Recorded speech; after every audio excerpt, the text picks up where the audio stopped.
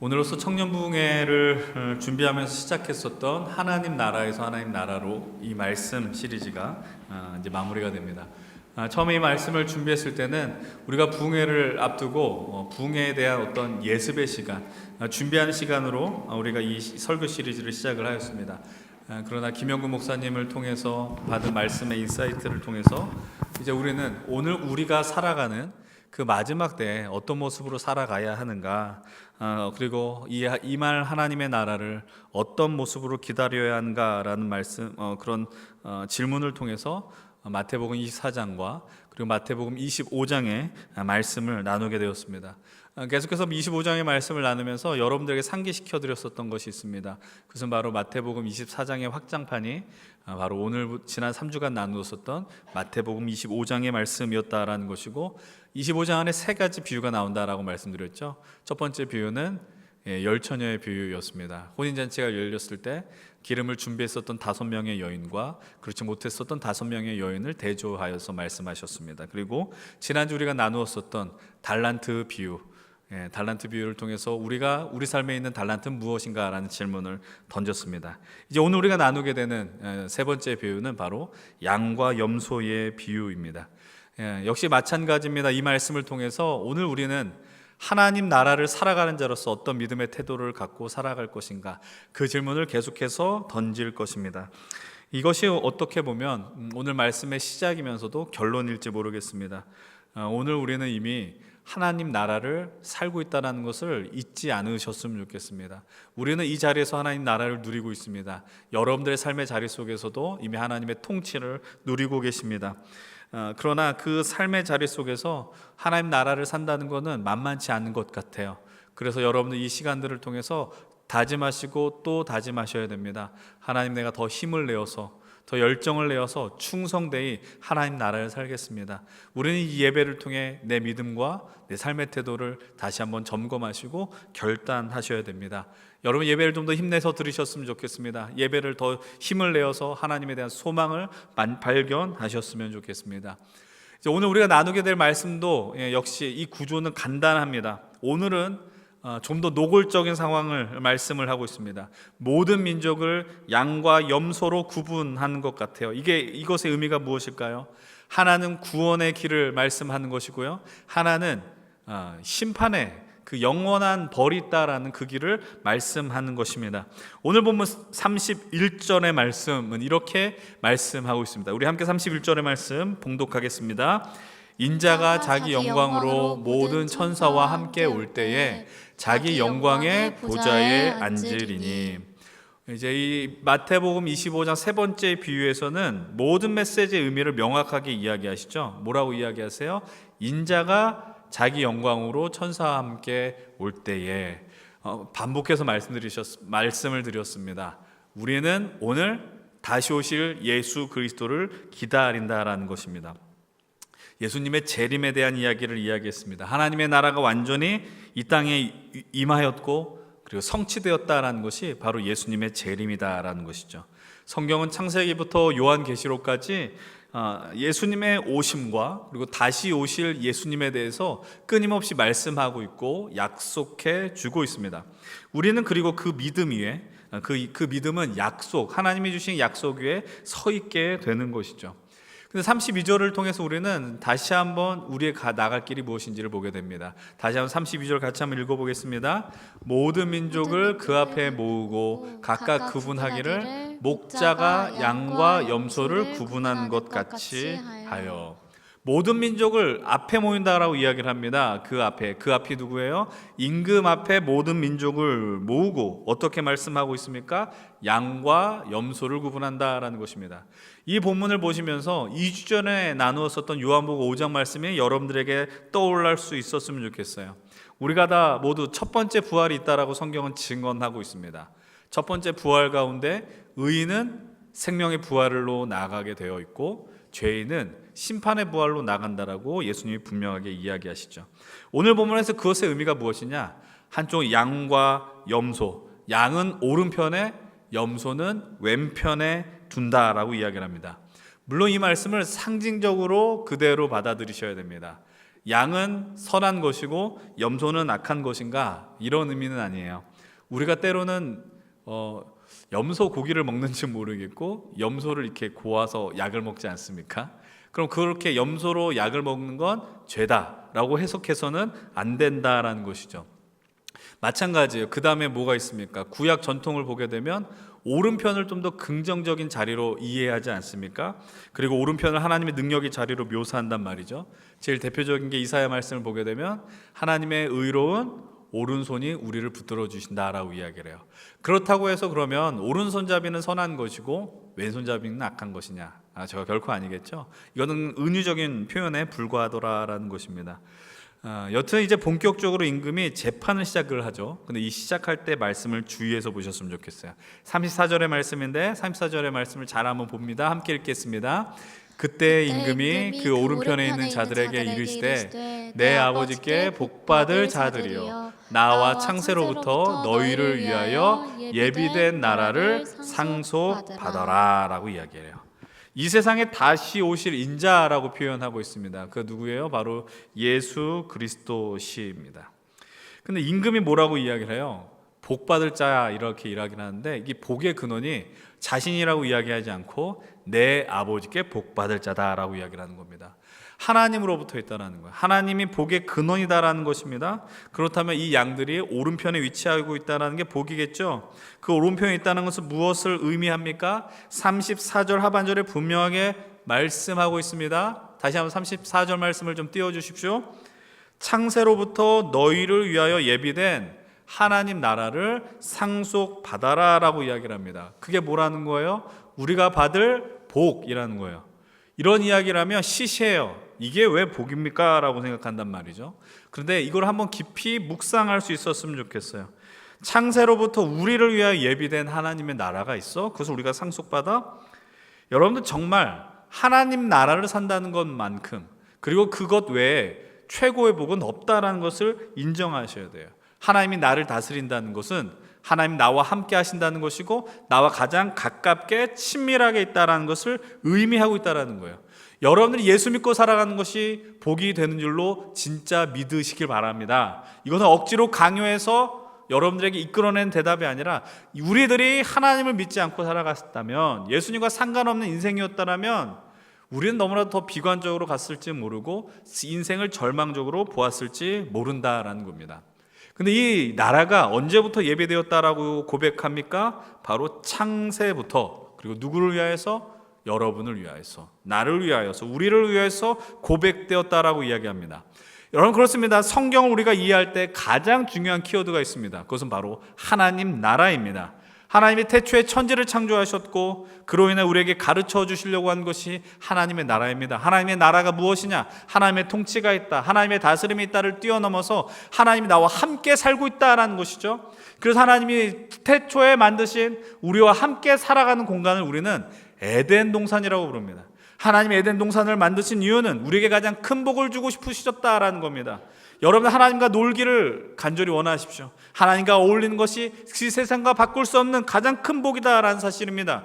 그런데 문제가 발생되죠. 인간의 탐욕과 제약으로 하나님과 어울렸던 그 공간이 박살이 나게 되었다는 겁니다. 인간의 죄로 인하여서 하나님과의 관계가 깨어졌습니다. 그래서 성경을 읽다 보면 우리가 계속해서 발견하는 것이 있습니다. 하나님은 하나님 나라를 세우기 위한 그 의지를 한 번도 꺾으신 적이 없으시다라는 겁니다. 그래서 이 나라를 완전한 하나님 나라를 상속받으라라고 오늘 말씀에서 표현하고 있습니다. 다르게 표현하면 하나님이 주신 복을 풍성하게 누리라라는 것입니다.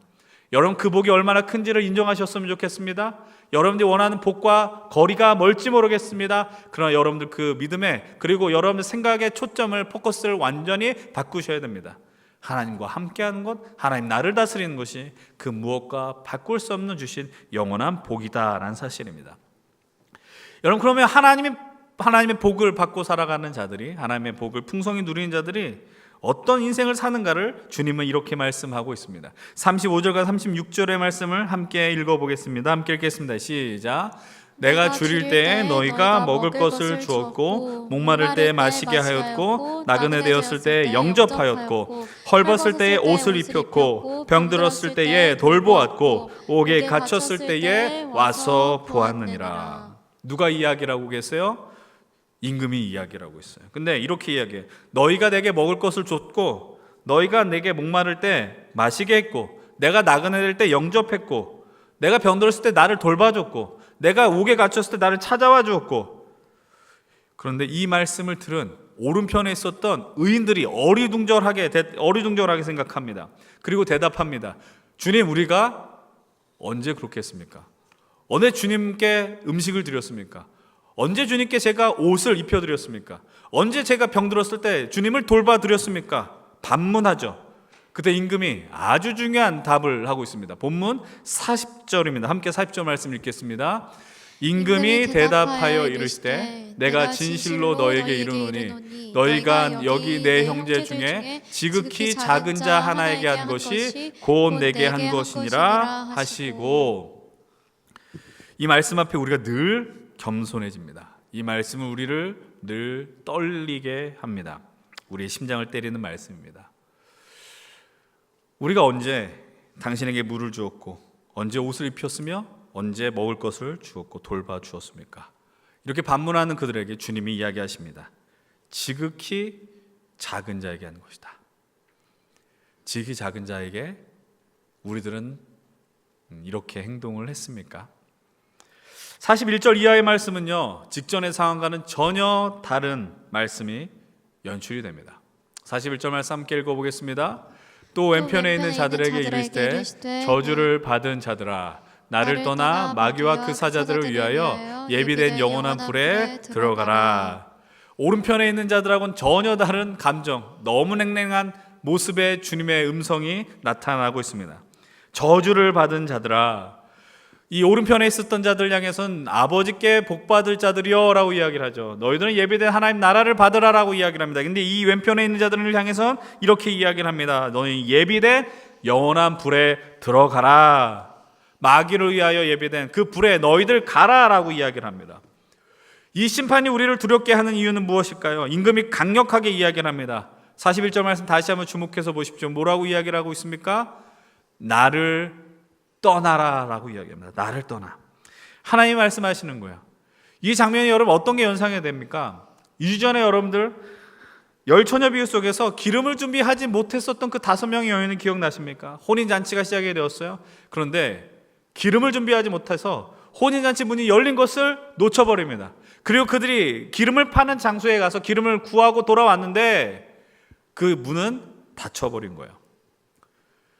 우리 인생의 가장 큰 괴로움은 어디로부터 비롯될까요? 여러분들 우리 인생의 가장 큰 어둠과 절망은 어디로부터 비롯될까요? 여러분들이 원하는 것이 풀리지 않는 것, 여러분들이 정말 준비를 열심히 했는데 그것이 해결되지 않았었던 것? 아니요.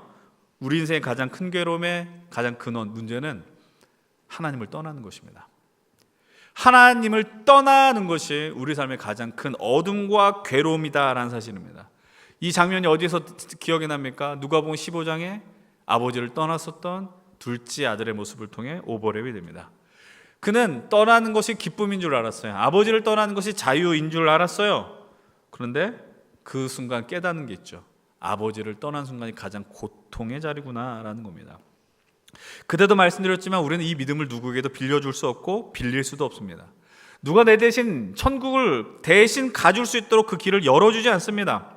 임금 역시 말합니다. 너희는 내가 줄일 때 먹을 걸 주지 않았어. 내가 목마를 때 마실 것을 주지 않았고 나그네 되었을 때 영접하지 않았고 헐벗을 때 이 옷을 입혀주지 않았다라고 이야기합니다. 그래서 여러분 이 죄인들의 특징이 무엇인지 아십니까? 죄인들의 가장 큰 죄의 모습 공통적으로 있어요. 자기가 죄인인지를 몰라요. 자기가 죄인인지를 몰라요. 44절 한번 같이 한번 읽어봅니다. 44절입니다. 시작. 그들도 대답하여 이르되 주여 우리가 어느 때에 주께서 줄이신 것이나 목마른 것이나 나그네 되신 것이나 헐벗은 것이나 병드신 것이나 옥에 갇히신 것을 보고 공양하지 아니하더이까. 아주 당당하죠? 우리가 언제 안 했습니까? 라고 이야기를 해요. 당신이 헐벗을 때 언제 옷을 드리지 않았습니까? 당신이 배고플 때 내가 언제 음식을 드리지 않았습니까? 라고 이야기를 하고 있어요. 항변해요. 죄인들의 특징은요, 철저하게 무지해요. 자기가 죄인이라는 걸 모른다라는 거예요. 모르기 때문에 어떤 일이 벌어진지 아십니까? 마지막 때가 와도 회개하지 않는 거예요. 죄인이라고 느끼지 않기 때문에. 여러분, 기독교에 있어서 죄인입니다라고 할 때 사람들이 느끼는 가장 큰 감정은 불쾌하다라는 겁니다. 내가 왜 죄인입니까? 여러분, 성경이 말하는 죄는, 우리가 말하는 죄는 세상이 말하는 어떤 법을 어기고 형법을 어기고 이런 수준의 죄가 아니라는 거죠. 하나님을 인정하지 않는 게 죄예요. 하나님을 떠나는 것이 죄고, 하나님을 부인하는 것이 죄고, 하나님의 말씀에 불순종하는 게 죄라고 이야기를 하고 있는 거예요. 근데 여전히 인정을 하지 않아요. 그러니까 내가 죄인이 아니라고 이야기하는 거예요. 죄인이라고 생각하지 않으면 당연히 회개할 필요도 없는 것이죠. 그때 임금이 말합니다. 지극히 작은 자에게 안 한 게 내게 하지 않은 거야 라고 말합니다. 이것이 오늘 우리가 선택한 본문 전체의 내용인 것이죠. 오늘도 우리는 역시 지난주와 마찬가지로 동일한 질문을 던질 수 있지 않겠습니까? 이 마지막 때 우리는 어떤 모습으로 살아가야 될까요? 라고 할 때 이 질문을 해야겠죠. 여기서 나오는 작은 자가 과연 누구입니까? 라는 거 아니겠어요? 작은 자는 과연 누구냐? 근데 사실 이 질문을 하기 전에 이 본문은 철저하게 우리를 불편하게 합니다. 왜냐하면 우리는 지금까지 어떻게 살면서 배웠어요? 구원은 믿음으로 얻는다고 배웠습니다. 근데 이 본문을 읽다 보면 구원은 믿음으로 얻는 것 같지 않습니다. 행위로 얻는 것 같이 느껴집니다. 선한 일을 하면 오른편에 가고 천국에 가고 선행을 하지 않으면 지옥에 간다. 이렇게 단순하게 우리가 이해하는 것 같다라는 겁니다. 근데 우리는 구원에 대해서 배울 때 늘 이렇게 배웁니다. 의인은 믿음으로 말미암아 살리라. 구원은 믿음으로 얻는 것이다라고 배웠습니다. 선행이 아니라는 것이죠. 그러나 오늘 본문은 그 명제와는 전혀 배척되는 본문 그 내용처럼 느껴진다라는 겁니다. 그럴 때마다 우리는 이렇게 말씀을 여러분들에게 드렸습니다. 믿음과 행위는 과연 분리된 것이냐라는 겁니다. 믿는 것과 행함은 따로 떨어져 있느냐라는 사실이에요. 우리는 너무나도 잘 알고 있습니다. 그렇지 않다라는 겁니다. 우리가 잘 알고 있는 마태복음 7장 가운데 우리는 이것을 산상수훈이라 부른다라고 이야기를 했어요. 2주 전에도 나누었었던 산상수훈과 감람산 강화의 대조점 여러분 기억하실지 모르겠어요. 오늘 이 감람산 광화의 마지막 말씀이 오늘 이 마태복음 25장 양과 염소의 비유고, 제가 이제 읽을 여러분들과 함께 나눌 이 본문은 산상수훈의 마지막에 위치한 본문입니다. 마태복음 7장 24절로 27절의 말씀을 한번 여러분 유심히 보셨으면 좋겠습니다. 24절의 말씀 같이 한번 먼저 읽어봅니다. 24절입니다. 시작. 그러므로 누구든지 나의 이 말을 듣고 행하는 자는 그 집을 반석 위에 지은 지혜로운 사람 같으리니 라고 이야기를 하고 있어요. 여러분, 뭐라고 이야기해요? 이 말을 듣고 행하는 자는, 그러니까 이 말을 듣고는 어디서부터 출발하겠어요? 산상수훈의 종료라고 그랬잖아요. 5장부터 7장 직전까지 이 말씀을 듣고 행하는 자는 집을 반석 위에 지은 사람과 같다라고 이야기합니다. 그런데 앞에서 이어져 왔었던 그 말씀을 들었지만, 말씀 앞에 있지만 행하지 않으면 그 인생은 어떤 인생이래요? 모래 위에 집을 지은 인생이라고 이야기를 하는 거예요. 이 말씀을 보면서 우리가 말씀을 듣고 말씀대로 행하는 것이 그냥 우리 삶의 어떤 요술방망이와 같은 것이구나라는 역할을 한다는 게 아니라, 하나님을 믿고 산다는 것은 결국 그 말씀에 순종할 때 그 능력과 역사가 이루어진다는 걸 이야기하는 것 아니겠습니까? 오늘 말씀도 마찬가지입니다. 믿는다는 건 내 속으로 믿어요로 끝나는 것이 아니라 그 믿음이 내 삶의 실제 형태로 나타난다라는 것을 의미합니다. 믿음을 따라 산다는 건 저 멀리에 있는 어떤 허상에 대한 이야기를 하는 것이 아니라 오늘 여러분들이 살아가는 그 삶의 자리, 지난주로 말씀을 빌어 표현하면 여러분들에게 놓여진 그 달란트에서 여러분 충성을 다해서 살아가는 것, 그 충성은 말씀에 대한 충성일 것입니다. 하나님의 말씀을 따라 살겠다라는 결단 속에서 오늘 그곳에서 살아가는 것을 의미하게 됩니다. 지난 3주에 나눴었던 말씀이 다 동일해요. 그분의 오심을 믿는다면 여러분들 우리의 삶 속에서 기름을 준비하셔야 됩니다. 언제 오실지 모르니까 그냥 넋놓고 살아가는 것이 아니라 그분의 오심을 대비하며 기름을 준비하며 살아가야 합니다. 그분의 오심을 믿기 때문에 여러분들이 하나님 맡겨주신 달란트에 충성을 다하며 살아가셔야 됩니다. 우리가 주님을 믿기 때문에 하나님의 나라가 임한다는 걸 믿기 때문에 이곳에서 하나님의 자녀로서 선한 능력을 가지고 작은 자를 찾으시고 작은 자에게 관심을 갖고 손을 내밀며 살아가셔야 합니다. 그것이 모든 것이 가능한 이유는 우리가 주님을 믿기 때문입니다. 하나님이 어떤 분이신지를 알고 있기 때문이다라는 겁니다. 근데 이것이 반대로 진행되면 죄가 될 수 있습니다. 그것이 무엇이냐? 믿음으로 시작되는 것이 아니라 나의 의로 인하여서 누군가를 돕는다라고 한다면 그것은 죄가 될 수 있다는 거예요. 여러분, 누군가를 섬기는 건 참 복된 일 아니겠습니까? 작은 자를 찾아서 어려운 사람을 돕고 선행을 베푸는 건 진실로 복되는 것입니다. 근데 인간은 너무나도 약하기 때문에 어떤 일까지 가는 줄 아십니까? 내가 선행을 해, 내가 착한 일을 해, 누군가를 도와라고 할 때 어느 순간 지점을 도달하면 나는 꽤 괜찮은 사람이라고 생각한다고요. 나 이렇게 누군가를 많이 도왔어, 이렇게 나는 선행을 많이 했어, 착하고 이렇게 선행을 하는 건 좋은 일이죠. 근데 하다 보면 나는 이런 존재라는 것을 증명하고 싶다라는 거예요. 그것은 실패한 것이에요. 그것은 하나님이 원하시는 모습이 아니다라는 사실입니다. 제가 지난주 설교 시간에 나누려고 하다가 놓쳤었던 한 목사님의 그 묵상 구절이 있었어요. 오늘 여러분들이 그것을 나누어 드리려고 하는데 한번 잘 들어보시길 부탁을 드립니다. 여러분 화면에 띄워드렸는데 믿음에 대한 이야기를 이렇게 하시더라고요. 저기 더 멀리는 맡겨두고 여기 지금을 단단히 하는 것이 그게 믿음이란다. 그럼 불신앙한 그런 거겠지. 저기 저 멀리를 끌어안고서 여기 지금을 허투루 대하는 것, 그것 말이다. 어떤 의미인지 아시겠습니까? 여러분, 믿음이라는 건 저 멀리 언젠간 오시니까 뭐 대충 하면 살지, 어차피 구원받으니까 라는 것이 믿음이 아니라는 거죠. 우리가 하나님 나라에서 하나님 나라로 나가기 위하여서 오늘 우리는 그 믿음을 따라 오늘 지금 여기를 단단하게 하셔야 합니다. 그럼 단단하게 하기 위해서 필요한 것이 오늘 말씀을 통하여 우리는 무엇이 있을까요? 그것은 바로 오늘의 키워드 작은 자이지요. 작은 자를 찾으셔야 합니다. 오늘 그렇다면 여러분들에게 있는, 그리고 우리에게 있는 작은 자는 과연 누구일까요? 이 질문을 던지면 늘 등장하는 사람이 있어요. 목사님, 제가 작은 자입니다. 제가 제일 불쌍합니다. 근데 사실 그것도 틀린 말은 아닌 것 같아요. 이 시대에 살아남기 위해서 여러분 치열하게 살아가는데 현실이 막힌 것 같고 앞이 보이지 않고 그러면 다 작은 자 아니겠어요? 사실 우리 스스로 작은 자처럼 느껴질 수 있어요. 근데 정말 중요한 건 뭐냐면 나 작은 자 같아 이렇게 인식하지만, 그러나 우리가 정말 하나님을 믿는다면, 하나님의 자녀로서의 권세를 갖고 살아간 존재라는 믿는다면, 오늘 주님이 우리를 향해서 뭐라고 말씀하셨어요? 내 아버지께 복받을 자들이요, 이미 복을 누린 자들이에요.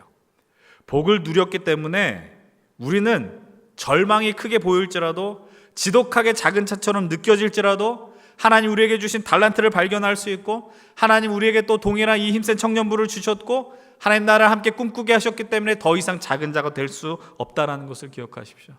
작은 자라고 규정하지 마십시오. 왜냐하면 하나님이 여러분들과 함께 했기 때문이에요. 하나님이 여러분들을 통해서 여러분들 길에 놀라운 복을 허락해 주신다는 거예요. 더 이상 스스로 작은 자라고 규정하지 마시고 대신 우리가 해야 될 일은 무엇입니까? 작은 자를 찾아내셔야 합니다. 다시 질문 드립니다. 그렇다면 우리에게 작은 자는 누구입니까?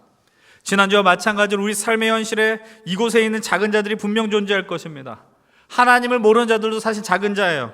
그러나 오늘 본문처럼 여전히 가난과 육체적, 정신적, 경제적 고통 가운데 있는 이들, 지독하게 외로움을 겪는 자들, 오늘 이 시대에 역사적으로 볼 때 가장 많은 부를 소유하지만 사람들이 다 병이 들어가고 있죠. 정서적으로 문제가 발생이 되고 있죠. 스스로 작다라고 다 이야기를 하고 있어요. 그러니까 우리가 어떻게든 작은 자를 찾는 일은 그리 어려운 일이 아닐 겁니다. 여러분의 삶의 자리 속에서 작은 자 있을 것이고, 우리 안에서도 있을 것이고, 아니면 여러분의 마음이 가는 더 작은 자들도 존재할 것입니다. 개인적인 관계에 있는 사람들, 또는 공적 영역에 있는 사람들, 오늘 우리는 믿음의 결단과 행위의 은혜가 필요한 자들을 여전히 발견할 수 있는 시대를 살아가고 있습니다. 근데 우리에게 문제가 있습니다. 그 작은 자들을 찾고 싶어 하고요, 작은 자를 향해 섬기고 싶은데, 그러면 어떻게 이런 행위를 할 수 있을까요? 어떻게 손을 내밀 수 있느냐라는 겁니다. 꽤 많은 사람들이 이런 이야기를 합니다. 돕고 싶은데 어떻게 해야 될지 모르겠어요. 누군가 작은 자를 향해 나가고 싶은데 어떻게 해야 될지 모르겠어요. 이 말을 상당히 많이 한다고요. 여러분, 마음은 있지만 그 방법을 모르겠다라고 이야기를 하는데, 근데 우리에게 참으로 감사한 게 있어요. 참으로 감사한 것이 무엇이냐면, 우리는 작은 자를 함께하는, 함께 찾을 수 있는, 믿음의 선한 행위를 할 수 있는 귀한 동역자가 어디 있습니까? 바로 이 자리에 있다는 거예요. 하나님께서 우리를 하나님 나라 공동체로 불러주셨어요. 그 말의 의미는 작은 자를 찾을 수 있는 공동체를 만들어주셨다라는 거예요. 우리는 재작년부터 계속해서 이야기했어요. 세상에 감동 줍시다라고 이야기했어요. 그거 몇 차례 그것 갖고 무엇이 되겠느냐 아니냐. 그러나 우리는 그것을 통해서 우리의 생각을 고쳐먹을 수 있겠죠. 그것을 통해서 우리의 어떤 행위를 또 발전시킬 수 있는 하나의 출발점으로 삼을 수 있겠죠. 우리가 누군가 어려운 자를 찾아서 노숙인들에게 밥을 나눠주는 사역을 할 수 있고, 여전히 연탄 보일러로 겨울을 나는 이들에게 연탄을 나눠줄 수 있는 것을 하고 있고, 또 기쁜 성탄절임에도 불구하고 자신의 생존을 위해서 아르바이트를 하고 있는 젊은 세대들을 찾아가서 귀한 작지만 복된 선물을 나눠주는 사역들을 우리는 계속해서 감당했다라는 것이에요.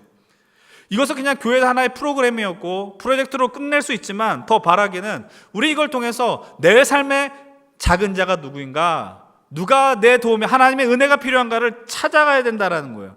그 동기로 시작된 사역들이 바로 우리가 진행했었던 세상의 감동주다, 새감주 프로젝트였다라는 겁니다. 그럼 우리가 이 사역을 하는 이유는 과연 무엇이겠습니까? 간단합니다. 교회는, 이 하나님 나라 공동체는 이 작은 자를 찾고 선한 능력을 드러내야 하는 공동체이기 때문입니다. 그리고 그 은혜를 흘려보내면서 그 절망에 있었던 자들에게, 그 소망이 없었던 자들에게 방향을 제시하는 거예요. 하나님 나라를 살도록 제시를 해야 한다는 것을 우리는 기억해야 합니다. 우리는 2024년 여전히 작년과 동일하게 올해도 사랑의 연탄 나눔 사역을 진행하게 될 것입니다. 이런 사역을 두고 여러분들, 또 한 해 이런 것이 아니라, 우리가 하나님 아버지 앞에 복받은 자들이라면 마땅히 해야 하는 사역이라고 인정하셨으면 좋겠습니다. 다음 주에 제가 이 시도를 한번 하겠습니다. 작년에는 좀 일찍 했었던 것 같은데, 광고 시간에 핸드폰 여시고, 여러분들 연탄 10장이면 10,000원이에요. 연탄 10장이면 10,000원. 여러분들 젊을 때 몸으로도 움직이실 수 있고 물질로도 헌신하실 수 있고, 여러분 이런 자리가 있다는 것에 대해서 감사히 여길 수 있었으면 좋겠어요. 근데 그것만이 아니죠. 올해 우리 연신교회가 창립된 지 50주년이 된 해이기도 합니다. 50주년은 성경에서 희년이라고 이야기를 합니다. 희년이 되면 어떤 일이 벌어지느냐? 노예를 다 풀어줍니다. 그리고 누군가에게 그 기업으로 물려받은 땅이, 내가 지금 형편이 어려워서 그 땅을 파는 사람들이 있었거든요. 근데 희년이 되면 그 땅을 원주인에게 다 돌려줘야 됩니다. 여러분 이게 이해가 안 되시죠? 내가 돈 주고 딴 상인데 그걸 왜 돌려줘야 돼? 아니요, 성경은 이야기해요. 희년이 되면 그 판 땅을 다시 원주인에게 돌려줘라. 여러분, 그래서 우리 교회는 올해 50명의 시각장애인에게 눈을, 새 빛을 허락하기 위한 개안 수술을 한번 준비하고 있습니다.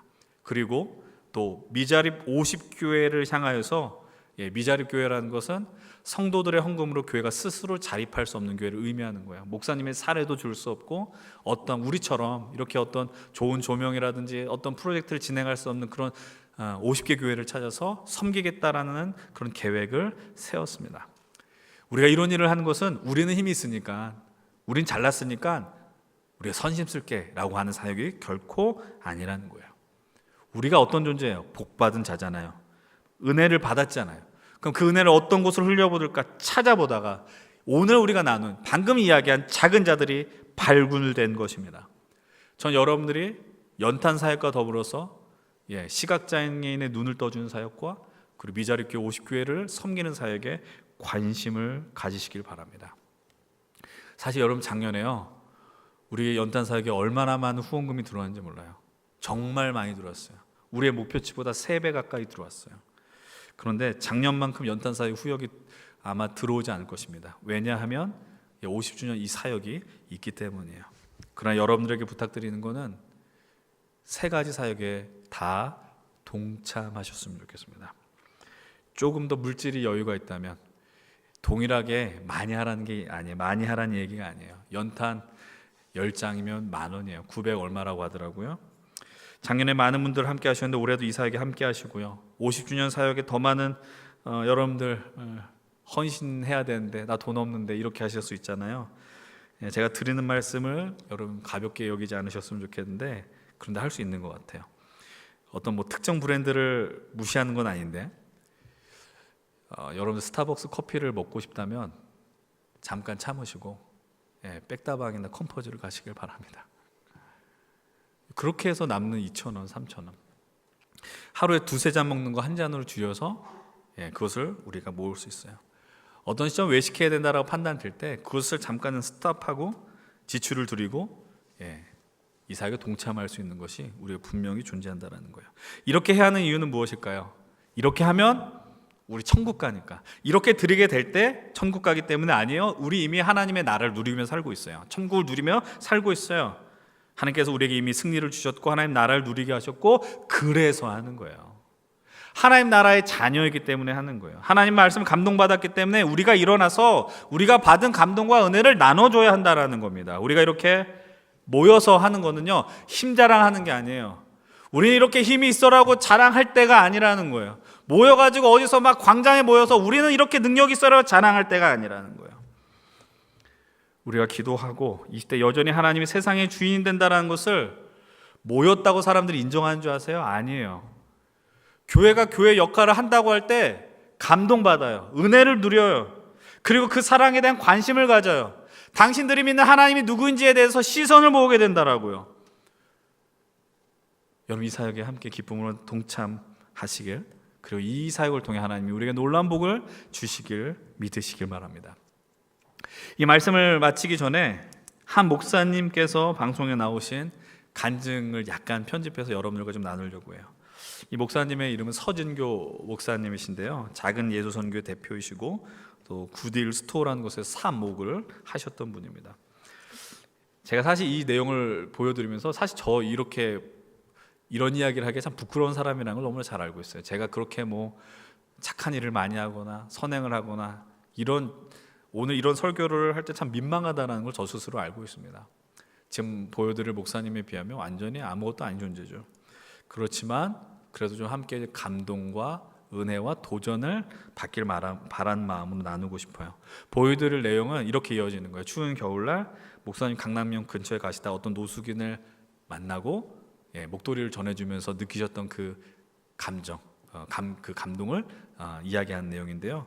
한 3분 정도 되는 내용인데 우리 함께 보시도록 하겠습니다. 제가 그 모습을 한참을 바라봤어요. 제 시야에서 사라질 때까지 바라봤어요.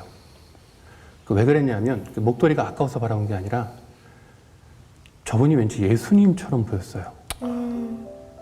저한테 찾아온 노숙인이 예수님처럼 보여서 한참을 바라봤습니다. 그래서 제가 이제 깨달은 거예요.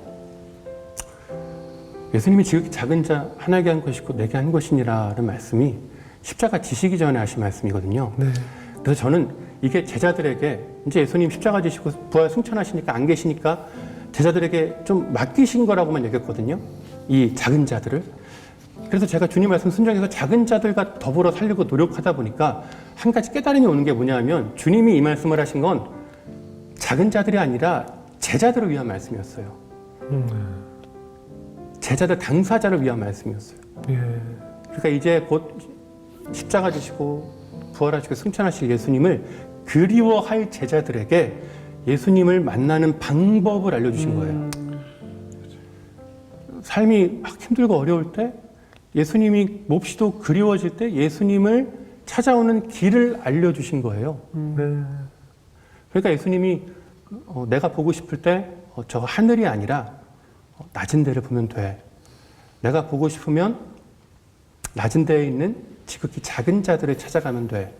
그러면 그들 중에 그들과 같은 모습으로 하고 있는 나를 만날 수 있을 거야 말씀해 주시는 줄 제가 깨달았어요. 네. 그러니까 이제 그때부터는 신앙생활하면서 우리가 신앙생활 하다 보면 아무리 하늘을 향해 울부짖어도 응답이 없을 때가 있어요. 네. 답답할 때가 있어요. 네. 근데 저는 이제 아는 겁니다. 낮은 데를 가면 돼요. 그래요. 거기 계세요. 그래요. 가까이 계세요. 그래요. 만나면 엄청난 은혜를 주세요. 그렇죠. 나를 너무 기쁘게 바라보시는 그 주님의 눈빛이 너무 선명해서 제가 부끄러울 지경이에요. 네. 그러니까 주님을 만나는 길은 주님 우리 만나시려고 하늘에서 이 땅으로 내려오셨잖아요. 그 주님은 지금도 여전히 우리하고 함께 하시려고 가장 낮은 데에 있거든요. 그러네요. 높은 데에 있으면 높은 데 갈 수 있는 사람은 한정적이잖아요. 우리가 만날 수가 없죠. 네. 내가 성공해서 영광 돌려서 주님 만나겠다. 맞아요. 성공하는 사람 별로 없잖아요. 근데 주님은 누구도 노라고 네. 가장 낮은 데 계시거든요. 예. 그냥 그 작은 자들을 찾아가서 그들을 만날 때 그들이 곧 예수님이라는 감동을 우리에게 주세요. 네. 그리고 그 은혜로 우리가 주님과 동행하는 삶을 살게 하시더라고요. 예, 사랑하는 여러분들, 이제 오늘 우리가 이제 이 말씀에 그리고 설교 시리즈의 마무리를 하려고 합니다. 처음에도 말씀드린 것처럼 우리는 이미 하나님 나라를 살아가고 있다라고 말씀을 드렸습니다. 그러나 좀 중심을 잡지 못하고 실패한 때가 있죠. 그럴 때마다 우리가 나눈 말씀들을 잘 기억할 수 있었으면 좋겠습니다. 오늘 우리는 기름을 준비하면서 살아가는가를 계속 질문하십시오. 그리고 내가 주님께서 맡겨주신 달란트에 충성하며 살아가는지, 그리고 그 작은 자를 바라보며 그곳에 있는 예수님을 바라보며 사는지 질문하셨으면 좋겠어요. 하나님의 나라는 우리 이미 이 자리에 임했습니다. 주신 다시 오실 날 우리는 알 수 없지만 그 믿음을 갖고 오늘 현실 속에서 하나님 나라를 살아가실 우리 귀한 연신교회 힘센 청년 여러분들, 예배자 여러분들, 조금만 더 힘내십시다. 힘내시길 바랍니다. 주님은 곧 오십니다. 선하신 하나님께서 우리로 이 땅에서 하나님의 자녀로 이 땅에 선하게 살아가실 것을 요청하십니다. 여러분들, 그리스도인으로 살아간다는 것은 우리가 힘이 있음을 자랑하는 것이 아닙니다. 여러분들 힘이 있으면 그 힘을 흘려보내십시오. 그리고 그 아름다운 하나님의 마음이 있을 그 자리로 하나님이 허락하신 힘이 있다면 반드시 흘려보내십시오. 그리고 이제 우리 교회가 감당할 사역들, 우리 청년 공동체가 감당할 이 사역들, 무리할 필요는 없지만 적어도 외면하지 마십시오. 그렇게 사는 것이 복입니다. 하나님께서 오늘도 우리를 향해서 말씀하십니다. 내 아버지께 복받을 자들이여, 내 아버지께 복받을 청년들이여, 내 아버지께 복받을 연신교회 성도들이여. 여러분, 그 삶의 자리 속에서 조금 더 하나님의 나라, 하나님의 백성으로서 더 힘내고 충성하며 나아가십시다. 저 멀리는 주님께 다 맡기십시오. 그리고 오늘 이 자리에 여러분 그 현실을 더 단단하게 세워나가십시다. 우리 연신교회 힘센 청년부가 그런 자리가 되기를 원하고, 여러분들을 통하여 이 땅에 하나님의 은혜가 계속해서 흘러가기를 주의 이름으로 간절히 축복하고 축원을 드립니다.